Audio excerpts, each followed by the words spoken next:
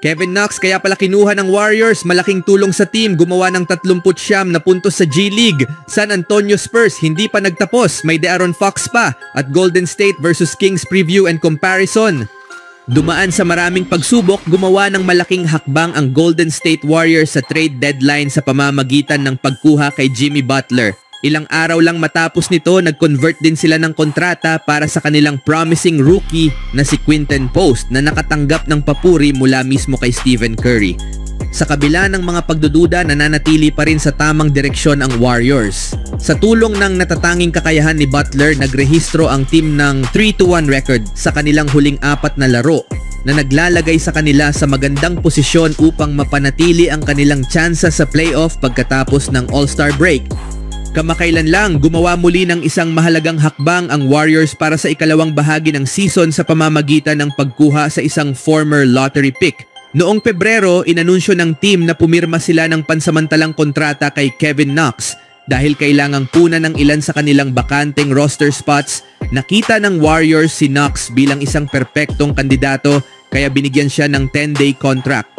Si Knox ay dating napili bilang number 9 overall pick ng New York Knicks sa 2018 NBA Draft at may 6 na taon na karanasan sa liga, naglaro para sa 5 magkakaibang team. Noong Setyembre, unang pumirma siya sa Warriors ngunit na-waive bago magsimula ang season.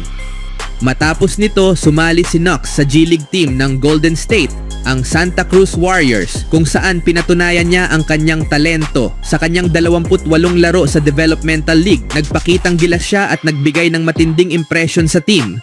Noong nakaraang buwan, nagpakitang gilas si Knox sa isang laro kung saan nagtala siya ng career high performance na siyang tumulong sa pagkapanalo ng Santa Cruz Warriors laban sa Stockton Kings. Dahil sa kanyang mahusay na laro, nabigyan siya ng pagkakataong patunayan ang kanyang sarili sa Golden State. Susubukan niyang ipakita na karapat-dapat siyang mapasama sa grand plan ng Warriors habang patuloy nilang hinahabol ang kanilang pangarap na makuha ang kampyonato ngayong season. Sa sumunod na balita naman, tinalo ng kulang sa players na San Antonio Spurs ang bumabagsak na Phoenix Suns nitong araw sa Austin, Texas. Pinangunahan ni De'Aaron Fox na nagtala ng 26 points, 9 rebounds and 7 assists in 37 minutes. Naglaro ang San Antonio nang wala ang kanilang star center na si Victor Wembanyama na idineklarang hindi na makakapaglaro sa natitirang bahagi ng season dahil sa blood clot sa kanyang kanang balikat. Ito ang unang laro sa dalawang magkakasunod na araw para sa Spurs sa kanilang home away from home sa kabisera ng Texas.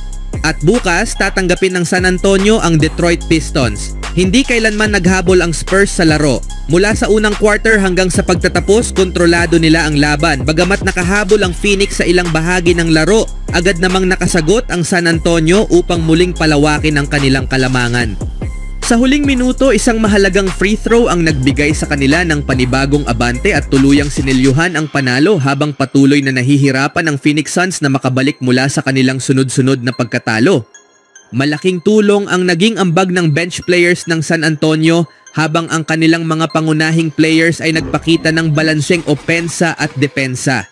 Sa kabilang banda, kahit nagpakitang gilas ang ilang star ng Suns, hindi ito naging sapat upang pigilan ang momentum ng Spurs.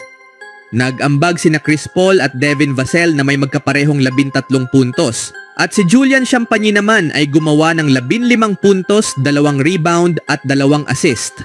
Nagsimula ang laro na may maagang kalamangan ang San Antonio na lalo pang lumaki sa ikalawang quarter. Sa kabila ng pagsisikap ng Phoenix na makabawi, nanatiling matatag ang depensa ng Spurs at nagtapos ang first half na may kalamangan pa rin sila. Sa ikatlong quarter, patuloy na kontrolado ng San Antonio ang laro at hindi nila hinayaang makadikit ang Phoenix. Sa huling bahagi ng laban, nagkaroon ng pagkakataon ang Suns na makalapit, ngunit agad itong sinagot ng Spurs sa pamamagitan ng mabilis at epektibong opensa. Sa huli, napanatili ng San Antonio ang kanilang kalamangan at nakuha ang panalo. Sa huling balita, pag-uusapan natin ang labanan bukas sa pagitan ng Golden State Warriors laban sa Sacramento Kings preview. Magsasagupa ang Golden State at Sacramento sa ikatlong pagkakataon ngayong season at target ng Kings ang kanilang ika-6 na sunod na panalo laban sa Warriors. May record na 3-1 ang Golden State Warriors mula nang magsimula si Jimmy Butler sa kanilang team. Matapos ang dalawang panalo laban sa Chicago Bulls at Milwaukee Bucks, natalo sila sa Dallas Mavericks pero bumawi sila kontra Houston Rockets bilang road underdogs. Pinangunahan ng Warriors ang laban kontra Houston buong araw kahit na 39.3% lang ang kanilang field goal percentage. Pinwersa nila ang Rockets sa 20 turnovers at nagtala ng 24 for 27 in the free throw line.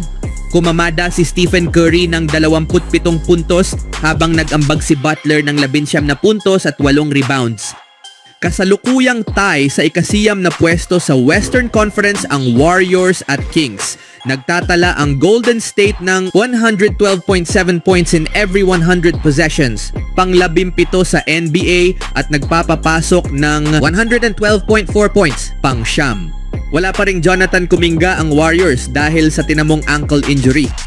Samantala, natapos ng Sacramento Kings ang kanilang 3 sunod na panalo bago ang All-Star break. Matapos talunin ang New Orleans Pelicans ng 2 beses at ang Dallas Mavericks sa overtime, natalo sila sa Pelicans sa overtime. Hawak ng Sacramento ang 5 puntos na kalamangan laban sa New Orleans. May 2 minutes and 30 seconds pang natitira sa ika-4 na quarter, ngunit pinayagan nilang umiskor ng 37 puntos si CJ McCollum matapos ang halftime. Nakapagpasok ang Pelicans ng 21 for 50 from 3-point line. Sa kabilang banda, 43.8% mula sa field ang shooting ng Kings, 17 for 47 beyond the arc. Habang nanguna si Zach LaVine na may 32 puntos at 10 assists. May average ang Sacramento na 115.9 points every 100 possessions, pang-8 sa liga ngunit nagpapapasok ng 115.2 points, pang-22. Pang-29 ang Sacramento Kings sa NBA sa depensa laban sa 3-pointers at pang-28 sa pinapayagang 3 bawat 100 possessions. Walang injury concerns ang Kings bago ang laban bukas kontra Warriors. Panalo ang Kings sa 5 magkasunod na laban nila laban sa Warriors pero 3-2 ang Golden State sa stretch na ito. Sa tingin ko, matatalo na ng Warriors ang Sacramento sa pagkakataong ito. Aabusuhin nila ang mahinang depensa ng Kings sa 3-point line at mananalo sa laban. Tulad ng nabanggit, hirap ang Kings sa pagdepensa sa 3-point line ngayong season. Pangatlo ang Warriors sa liga sa 3-pointers na naipasok bawat 100 na possessions at pang-16 sa 3-point percentage na 35.8%. Nanalo ang Kings laban sa Warriors sa kanilang huling pagkikita noong Enero. Nagtala ang Warriors ng 22 for 48 mula sa 3. Ngunit nagkaroon sila ng 19 na turnovers at nagbigay ng 28 fast break points. Ano ang masasabi nyo sa laban nila bukas mga kaibigan?